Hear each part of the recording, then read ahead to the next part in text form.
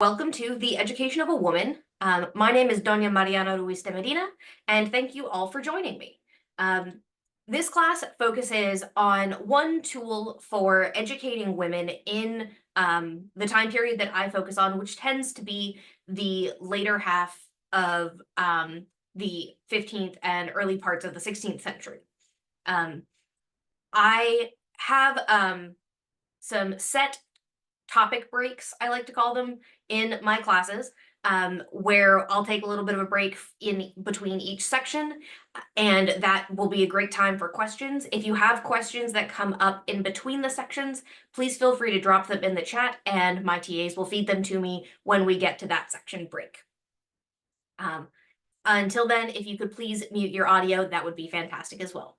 And thank you so much again for joining me. So in this class, we're going to cover a couple of things. First and foremost, we'll discuss what is a commonplace book, what goes into them, and how people use them.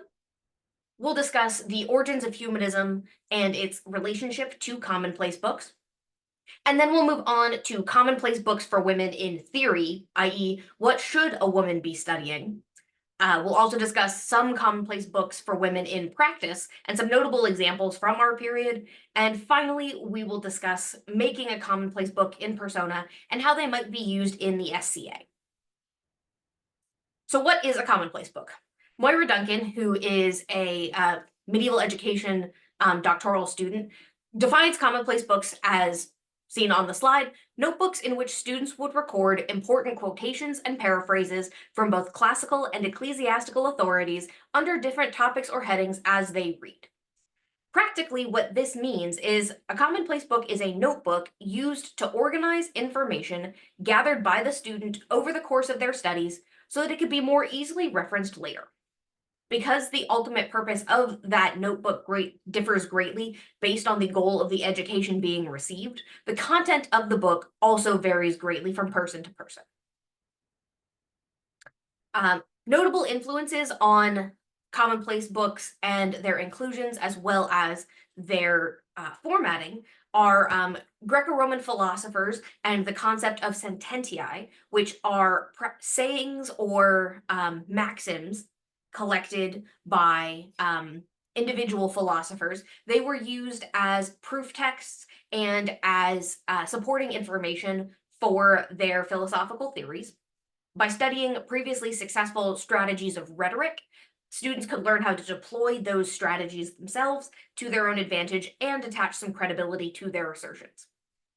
The follow-on to those is medieval florilegia, and they began the practice of organizational headings.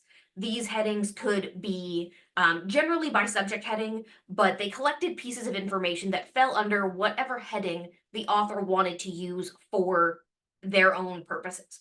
This evolved over time to being arranged alphabetically by author instead of by subject, which leads us to miscellanies, which were, again, collections of pieces of information from different sources, but also somewhat started the practice of individual own content. So this is where people would put some of their own experiments or observations or sketches, and also began kind of the tradition of publishing these books and the sharing around. Miscellanies kind of began the widely practiced but largely ignored practice of plagiarizing your work in one of these published books or in one of your presented books from other people. Lastly, Renaissance humanism encouraged commonplace books to kind of return back to that Greco-Roman ideal of education and helped reintroduce the practice of commonplace books organized by subject heading. So what goes into a commonplace book? As we've already discussed, the purpose of the book kind of drives the themes of what is included. Inclusions can be alphabetical by author or organized under subject headings or both. These headings could be as few as 15 headings, like educator Juan Luis Vives's commonplace book, or as many as 3,000 headings, like the commonplace book of Thomas Harding. The actual inclusions might have sententiae, again, excerpts or sayings from readings, personal prayers, scriptural commentary, poems, letters or transcriptions of letters, rhetorical concepts, notes from lectures, jokes, marginalia, anecdotes, lab experiments, music, sketches, and more. So, quick break on commonplace books as a concept. How are we doing on questions there?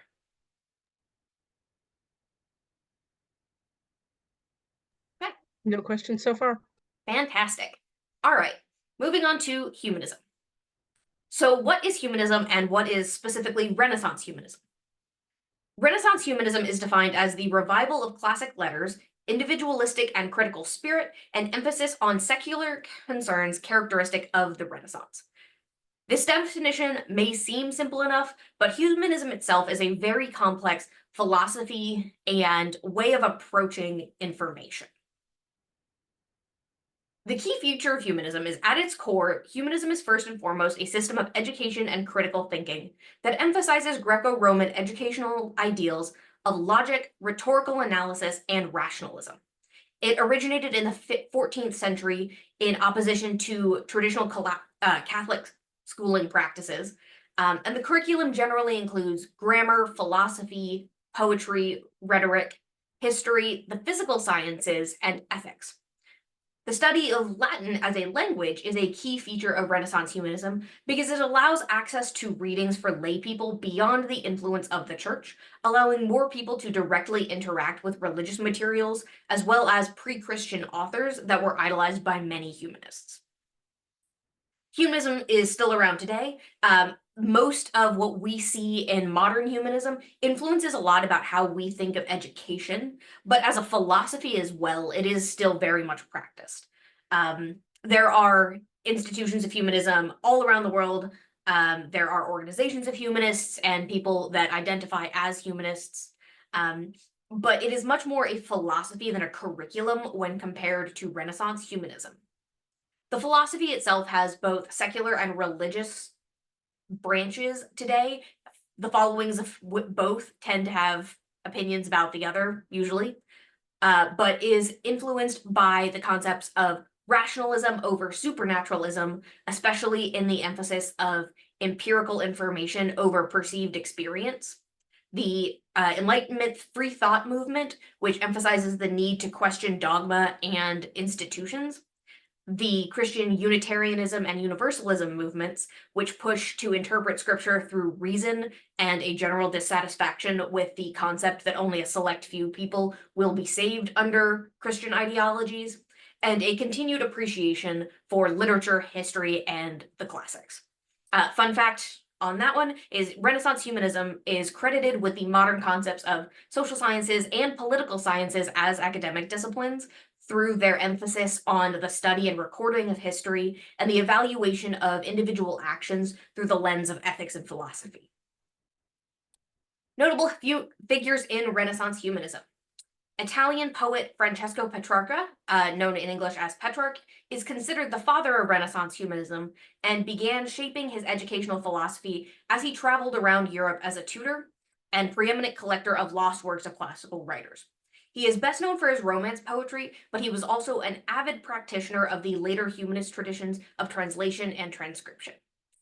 Niccolo Machiavelli of The Prince fame may appear to be an odd inclusion on this list.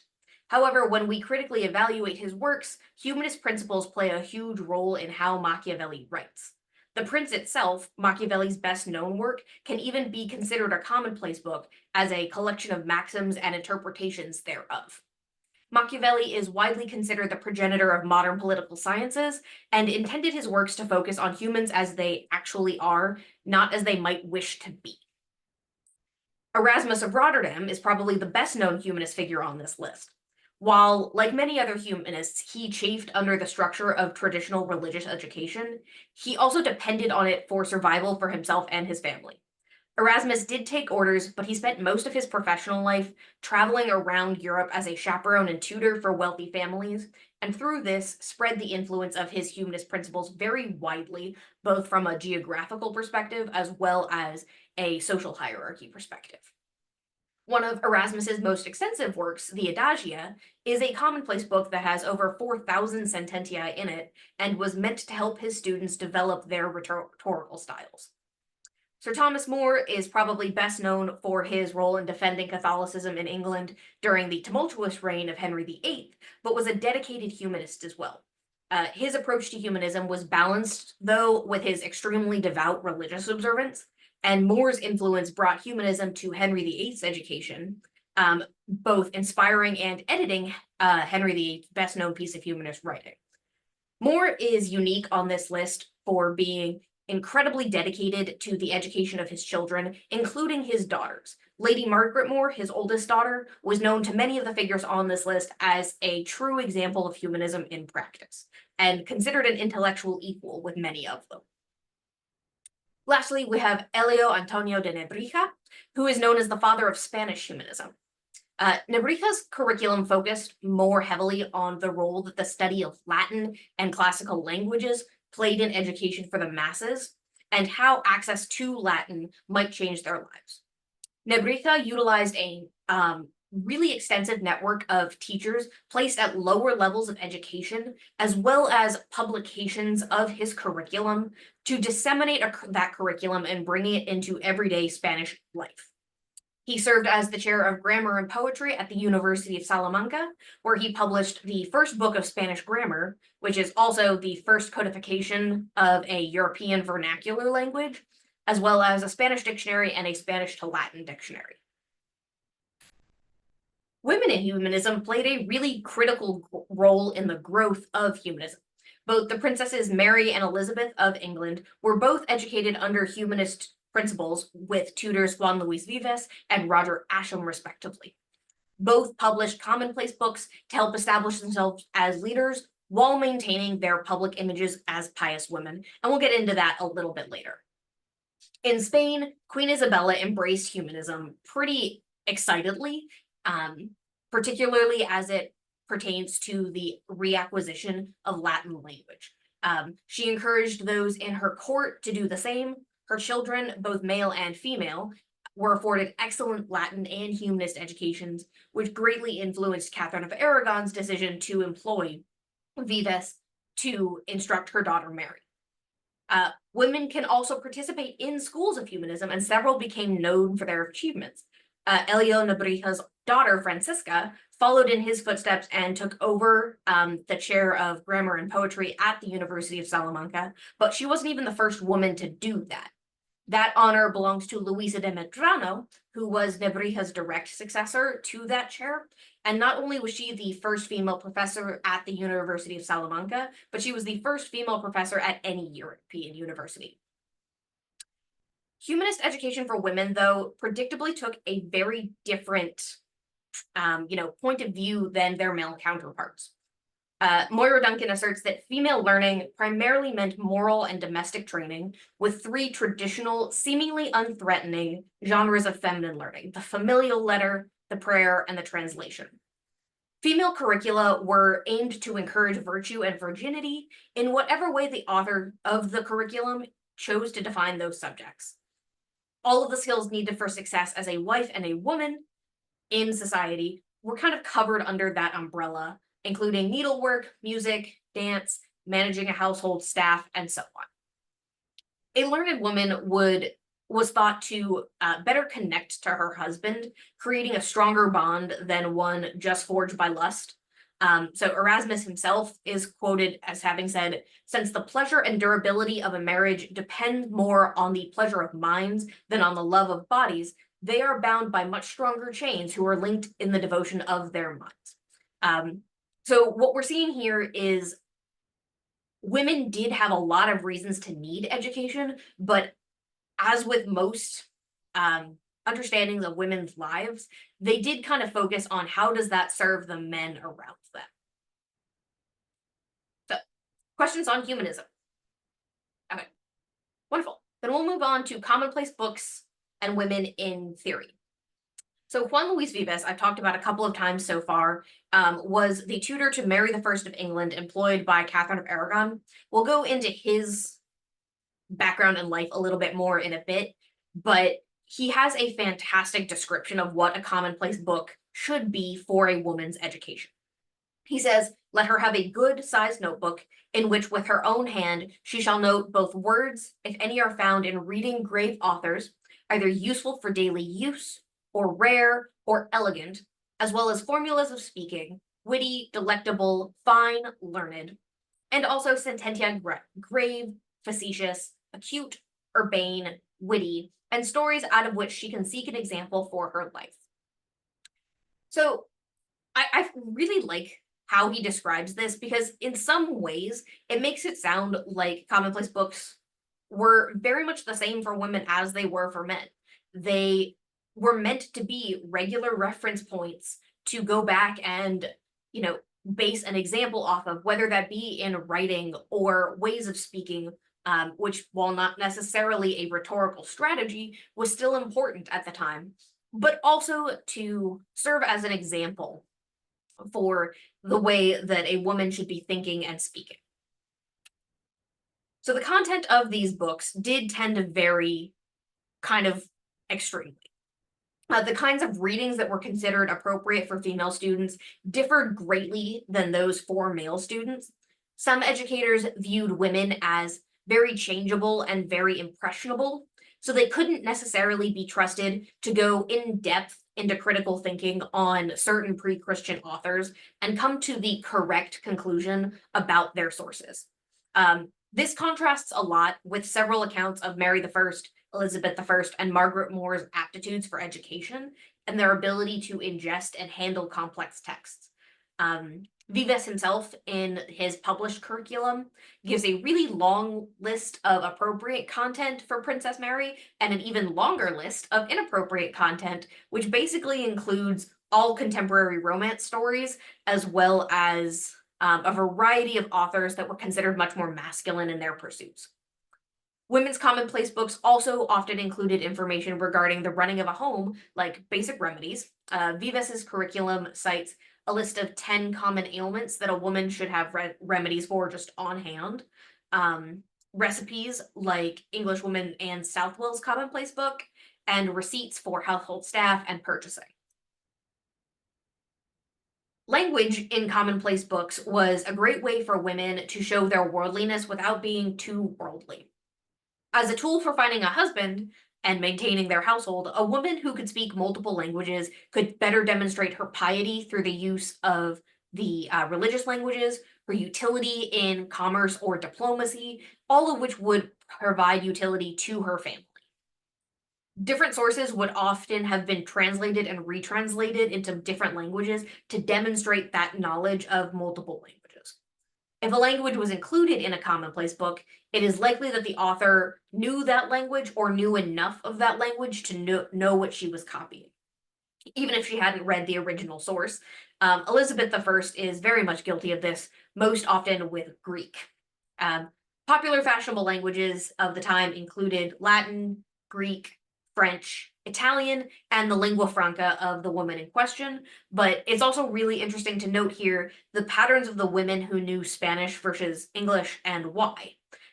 So both Mary and Elizabeth spoke Spanish as well. Mary because of her mother, Elizabeth because of her potential intended marriages into the Holy Roman Empire, but also that Catherine of Aragon spoke English as a child, knowing she was going to be sent to England. And being able to leverage those languages and the variety of languages in both religious observance as well as in political spheres gave a woman more both power and utility. A lot of the curriculum of women focuses on the different roles that women play in their everyday life. And Vives's curriculum in particular kind of splits a woman's life into 3 periods. The maid, whose primary duty was to secure a spouse and not completely alienate her parents in the process. She learns from her mother and the other women of equal status in her household what is expected of her, and her paramount virtues are silence and observation. Then comes the wife, whose primary duty is the running of the household. The wife is seen as the pillar of that household, an example to not only her daughters, but also to all of the women working for her. The wife's job is to keep the household running smoothly and painlessly for the sake of her husband and to guide others in doing the same. And then lastly comes the widow, who has outgrown her role as the wife. The widow still needs to be a pillar of virtue, as she's generally intimately involved in the education and guidance of younger female members of her household, though she does this in a much less authoritative way.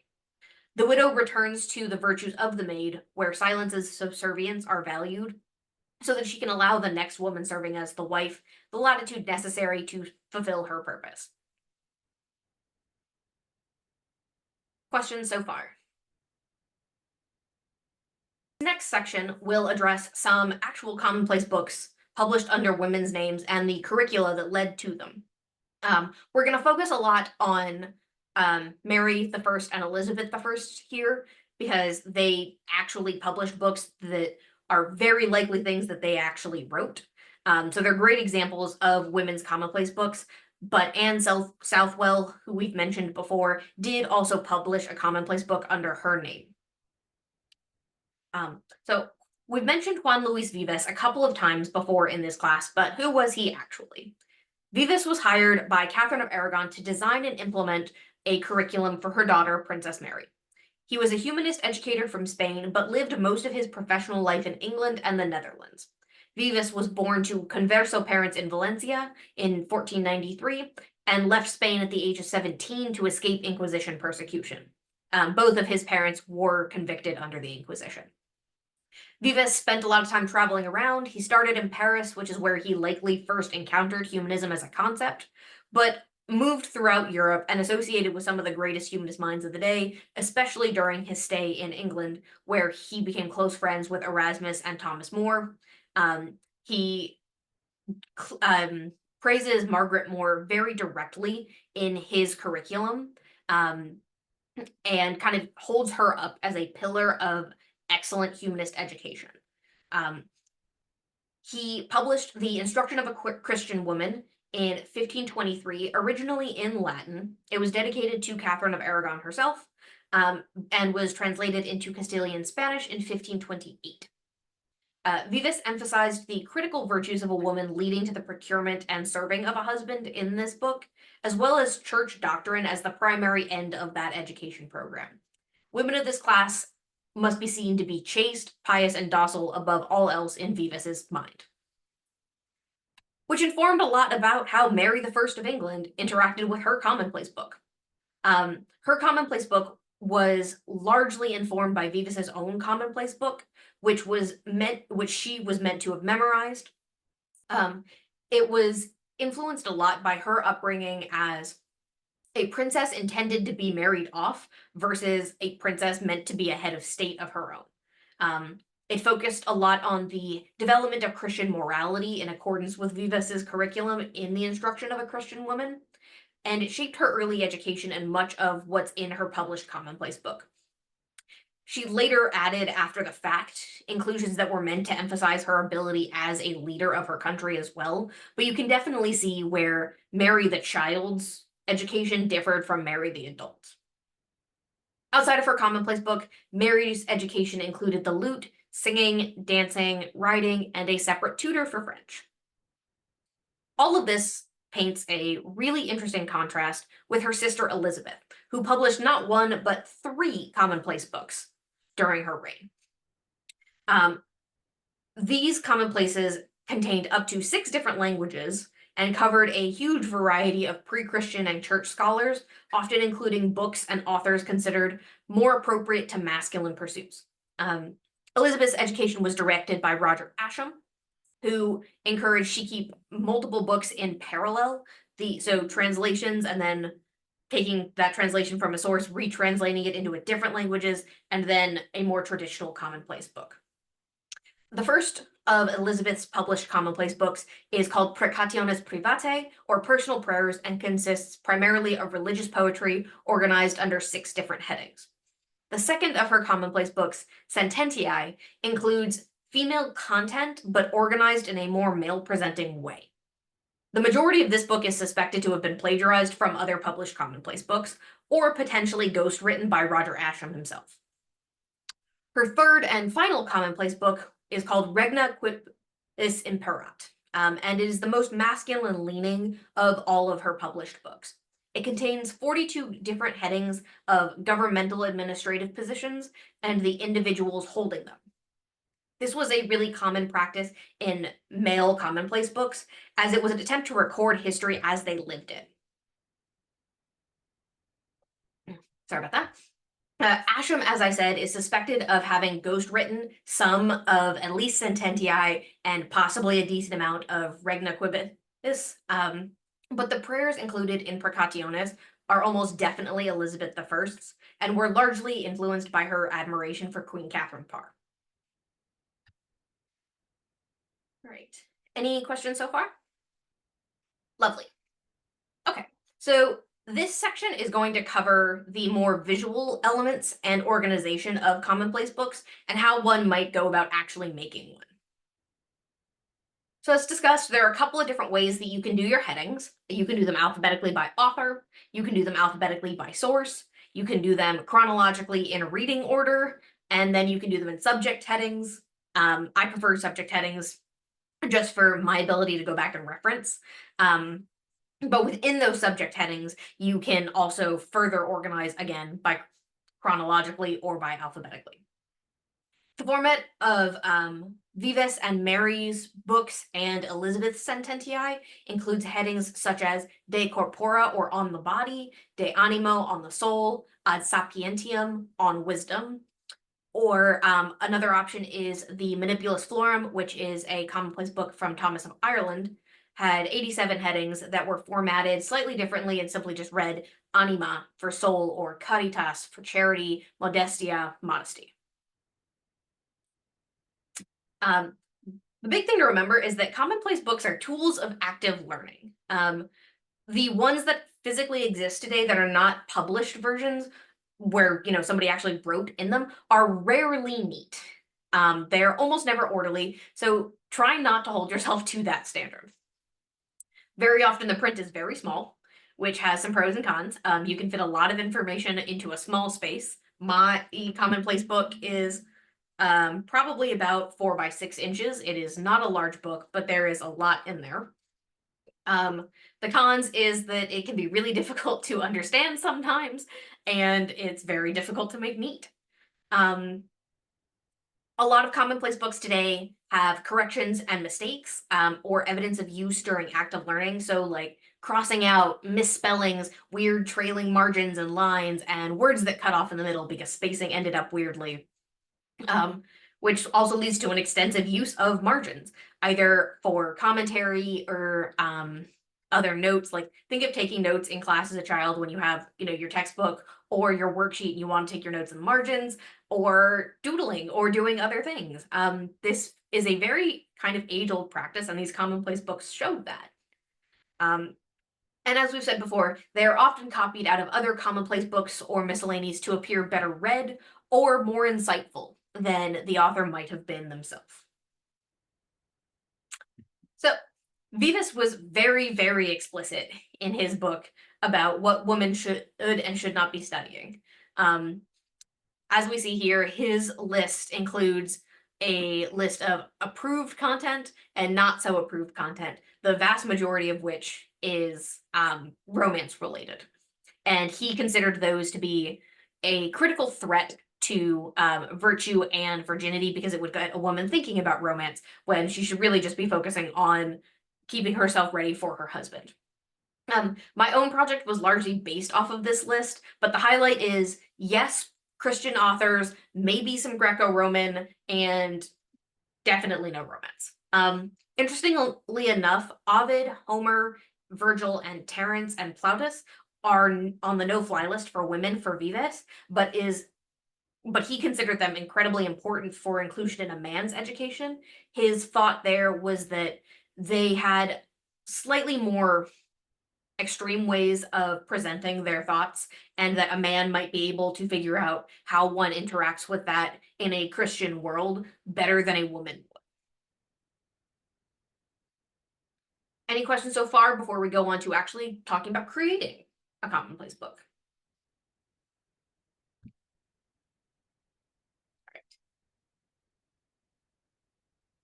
So I created a commonplace book over the last couple of years based on the curricula that we've discussed, primarily VVIS's, for Persona Pentathlon 2024. I think it was a super fun project to engage with how your persona may have been educated. So this section is going to go a bit into the approach that I took if you wanted to make your own. Some key considerations is several of you in this class know me personally, so this isn't going to come as a surprise. But for those of you who don't, I am Jewish mundanely. And what that means in this context is that an overtly Christian curriculum feels a bit weird for me in a lot of ways. A lot of my entries were chosen to honor and respect that fact, and respect the fact that I regularly end up portraying a persona and culture in the SCA that is not my own. There was at one point an opportunity to include an excerpt from an otherwise unidentified Rabbi Moses from the Manipulus Florum that I ultimately decided not to include. The one major concession I did make to this inclusion is at the very beginning of the book, I included my SCA motto in Spanish, which also happens to be a quote from the Rambam, who that Rabbi Moses quote was from. The inclusion of recipes. Several examples of Commonplace books kept by women did include recipes, and Commonplace books could in some ways be considered one of the original forms of cookbooks. I have a large collection of period recipes from various projects, the lion's share of which are from a contemporaneous Spanish cookbook, and I wanted to find a way to incorporate these items in my Commonplace book, so I added a recipes heading. Some women may or may not have done that. They might have been, offhand inclusions. There are recipes in my section that are not Spanish in origin, but are otherwise appropriate to my personas period. As we previously discussed, being multilingual in this time period was not just a necessity of religious observance, but also was considered a virtue of a cultured person. While I only mundanely speak Spanish and English, including Latin, Italian, and French were high priorities for me. And lastly, even though it's not included on this slide, I am not a bookbinder, and I don't really want to be, so I bought my book. And just a casual reminder that shopping is period appropriate. So my Commonplace book was displayed at the Kingdom Arts and Sciences Festival in 2024 here in Atlantia as a part of a Persona Pentathlon entry centered around 16th century Castile. My book has 18 headings that covers 433 sententiae and 14 recipes. Those sententiae come from 36 different authors, all of which are included in the handout. And it was written in a hand that was documentable to my persona from a previous project in ink that is appropriate to the time and place of my persona, but not with period writing implements. I did try that. I still need to work on that a bit. But the headings include on virtue, piety, prayers, charity, chastity, modesty and humility, duty, vice, teachings of the church fathers, clothing, friendship, family, love, marriage, occupation, the running of the home, food, and recipes. Because I do not have decades of a Catholic education to lean on, all of the sententiae are copied from the Manipulus Florum. The Manipulus is a 13th century commonplace book, but it is in Latin, so I leaned on a variety of sources to translate from Latin into English, chose my favorites, and then, much like Elizabeth I, retranslated back into the desired end language. None of the inclusions in the presented book are in English, so I did end up making, after the fact, a second mini Commonplace book that has some of my favorite entries from each section in English, so that people can actually interact with the content of the book in a bit more of an accessible way. I had a fantastic time doing this project. Highly recommend looking into something like this as well. I think it could have a really interesting application in, day-to-day SCA, especially for anybody who wants to maybe consider, would be great for dependents who, want to organize their thoughts, feelings, and opinions on their path to peerage as well. But Mariana the Scadian would also really love to be able to carry her recipes around with her, or any cool recipe ideas. So I might do that in the future. But that's the project.